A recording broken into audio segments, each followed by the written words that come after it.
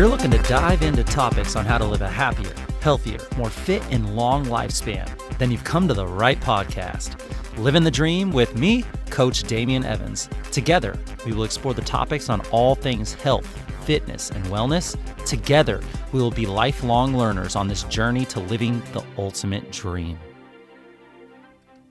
What up, Dream Team? Coach D here coming at you from beautiful sunny San Diego, and welcome back to the Living the Dream podcast. We're going to kickstart this week off with the right mindset to conquer your goals and to live your dream life.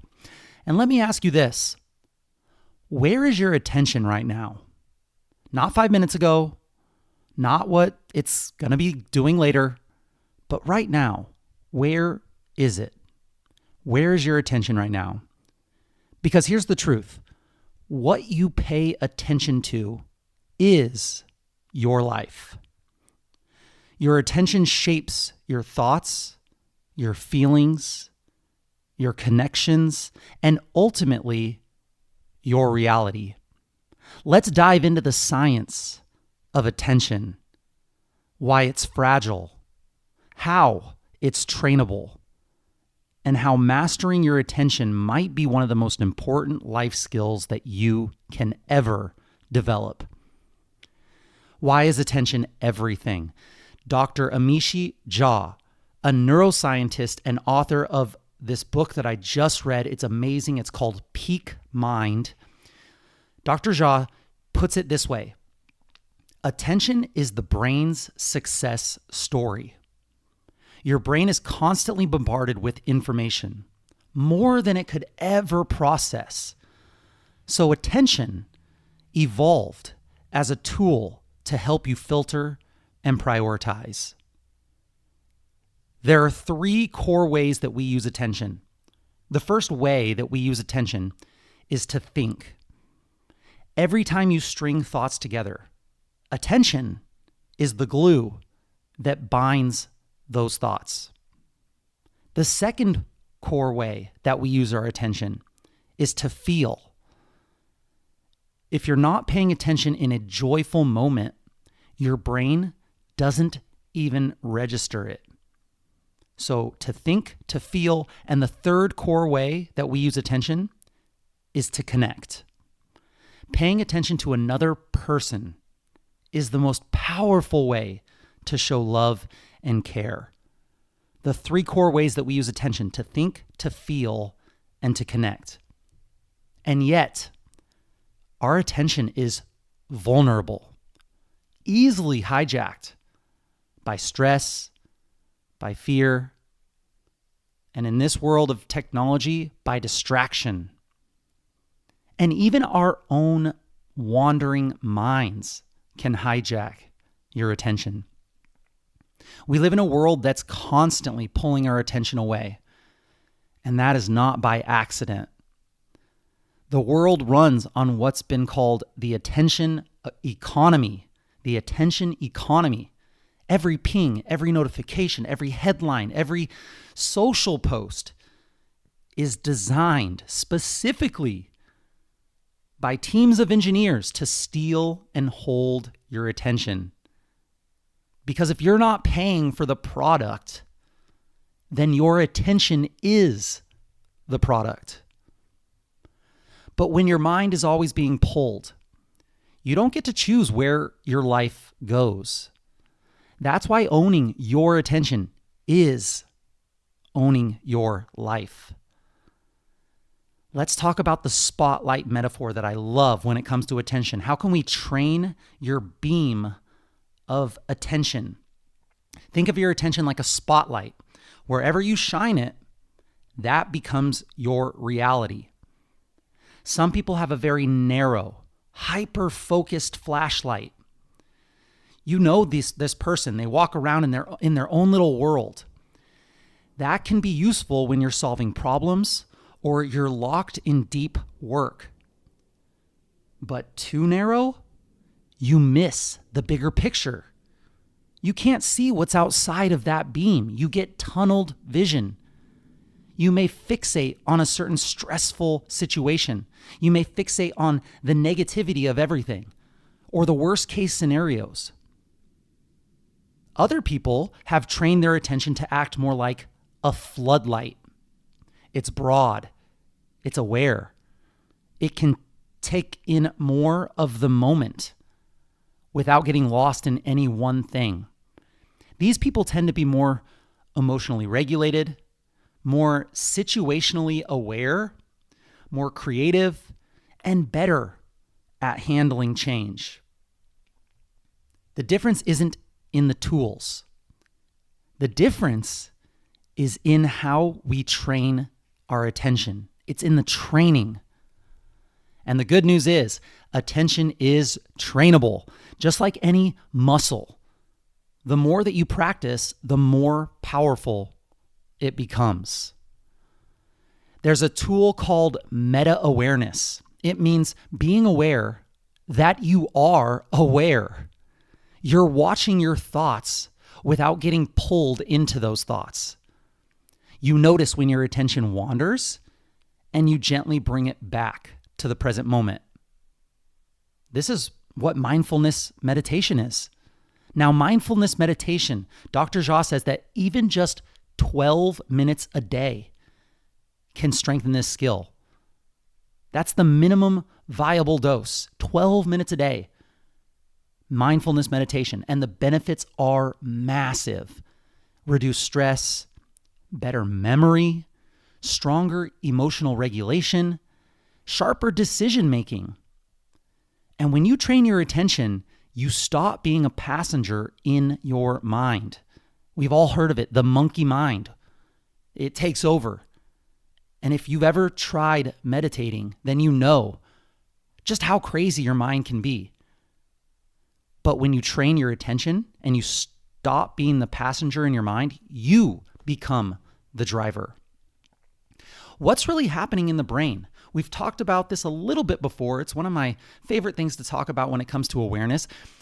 Let's zoom in on the physiological part of the brain here for a second. A key player in this whole process is called your reticular activating system, your RAS, a bundle of nerves in your brainstem that acts like a gatekeeper for information.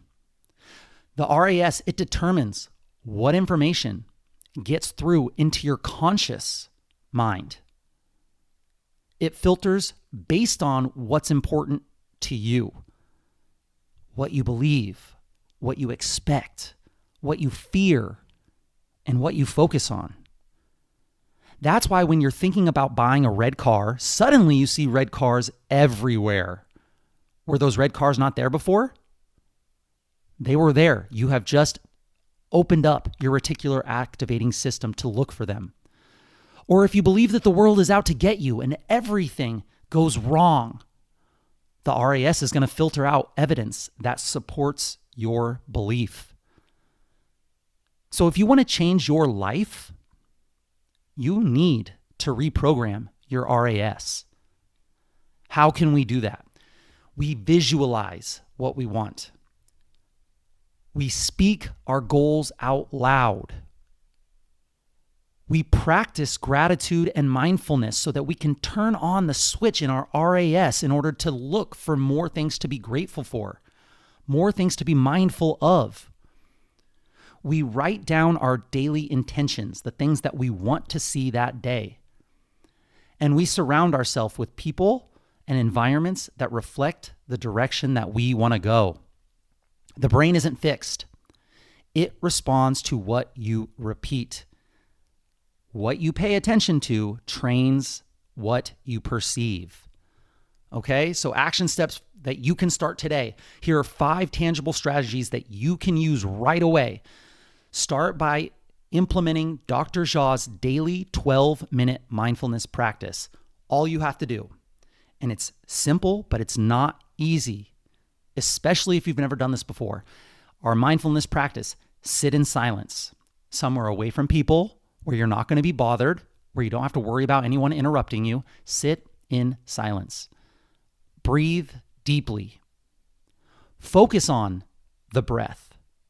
Literally imagine the air molecules going in your nose, down into your lungs, expanding your lungs, bringing oxygen to every cell of your body. Focus on the breath or body sensations. And when your mind wanders, it is going to wander. I think I heard a monk say that someone asked them, how often does your mind wander while you're meditating? How long can you keep your mind from wandering? And he thought for a second and he was like, about 7 seconds. A monk that trained his whole entire life for this. Your mind is going to wander. That is the point. The whole thing is when you notice your mind wandering, you gently bring it back to the present moment, focusing on something like the breath or the body. Think of it like resistance training. Every rep you do, you're creating muscular damage, and over time, you become more resilient to that same stress, and you adapt to be able to handle that stress. That is a rep. When your mind wanders and you gently bring it back, that is you doing a rep for your attention. So don't see your mind wandering as a failure. See it as, I noticed that quicker this time. And now I'm getting more reps in, and eventually I'm going to be stronger at this, and I'm going to be more present and more mindful. Number 1, 12 minutes of mindfulness practice, sitting in silence, breathing deeply, and focusing on your breath. Number 2, create a focus ritual to start your day. Ideally, before checking your phone, set an intention. Ask yourself, what do I want to focus on today? What's the biggest thing that I want to focus on today? Write it down. All it takes is writing it down in a notes section on your phone. Takes up no space, takes up barely any time. This small act programs your RAS right off the bat before anything else can get into your brain. And it directs your energy. Create a focus ritual to start your day. Number 3, visual cue audit. Visual cue audit. Remove clutter and distractions. Physical clutter, mental clutter. Put visual reminders of your goals where that you can see them. Maybe it's a quote on a sticky note on your mirror. Maybe it's a vision board that you have up above your computer. Maybe it's a calendar countdown to something that's important to you. These keep your RAS on track, a visual cue audit. And number 4, a gratitude journal. Every night, write down 3 things that you're grateful for. This rewires your attention to look for the good, even on the hard days. It literally strengthens the positive filter in your brain. Dr. Amen, a brain health specialist, he talks about, he's been doing this gratitude journaling for decades. And on the day of his father's death, he still did this because it was part of his routine. And he had been looking for things that he was grateful for all day, even though this was one of the worst days of his life. He's rewiring his attention to look for the good, even on hard days. It literally strengthens that filter in your brain for gratitude. And number 5, this one's hard. I have a really hard time with this. Digital boundaries. Set screen time blocks. Set screen-free time blocks. So when are you going to use the screen? When are you not going to use the screen? Use apps like Freedom or Forest to block distractions. Design your digital environment so that you control it, not the other way around. Know that your algorithm isn't some evil genius behind the screen trying to get you to see negative and evil things. All it is if you're using social media, the longer you look at something, the more you interact with something, the more that algorithm will show you what you are interacting with.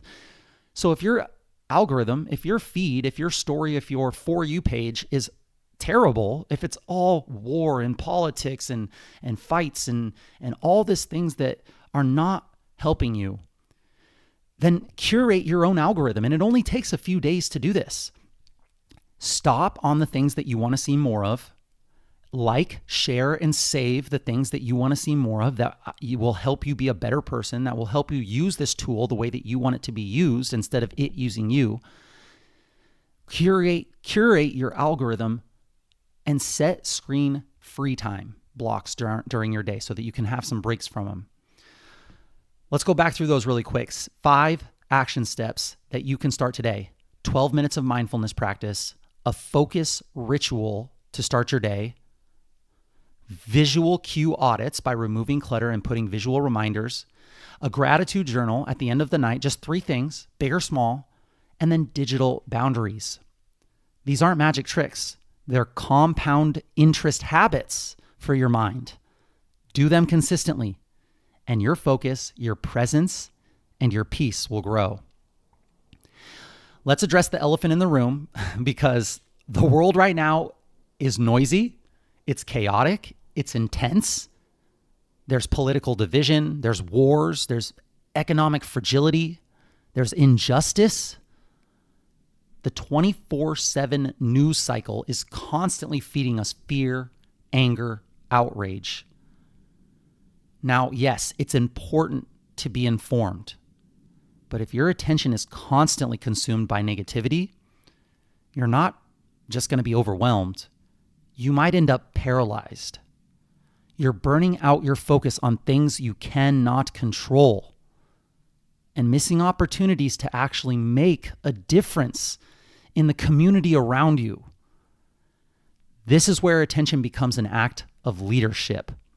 When you train your mind, when you reclaim your focus, you can show up better for your family and then better for your community, your work, and maybe eventually the world. You stop doom scrolling and you start dream building. You stop reacting and you start responding.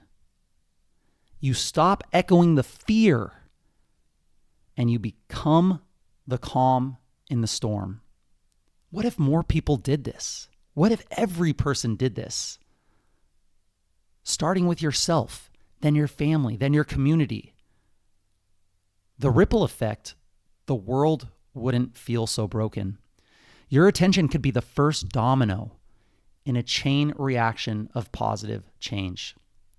So let's be real. Your mind will wander when you're doing this mindfulness practice. That's normal. The trick is gently, with compassion, bring it back. Begin again. Every time you do, you're reinforcing the muscle of attention. You're training your spotlight to stay where you choose, not where the algorithms or fear decide.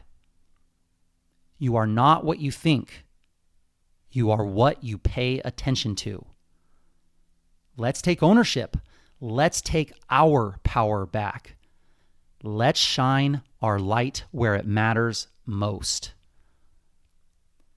Be present, be powerful, and as always, keep living the dream. And that's it, my friends. Thank you for joining me on this Mindset Monday of the Living the Dream podcast. Share the knowledge that you gain with your friends and family and hold each other accountable. If this episode inspired you, share it with a friend who could benefit from training their attention.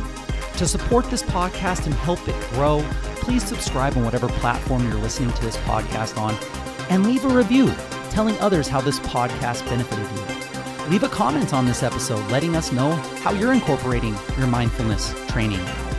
This is a non-cost way to help get this important wellness content into more people's ears. Tag me at livingthedream_podcast or at Coach Damien_SD and let us know how this episode benefited you. Let us know what we missed. Let us know what we got wrong. We want to know. Message us if you have any suggestions or tips that would help your Living the Dream team that we can discuss in future episodes. I will be right here with you, working on making us stronger, happier, and healthier humans. Until next time, friends, keep living the dream.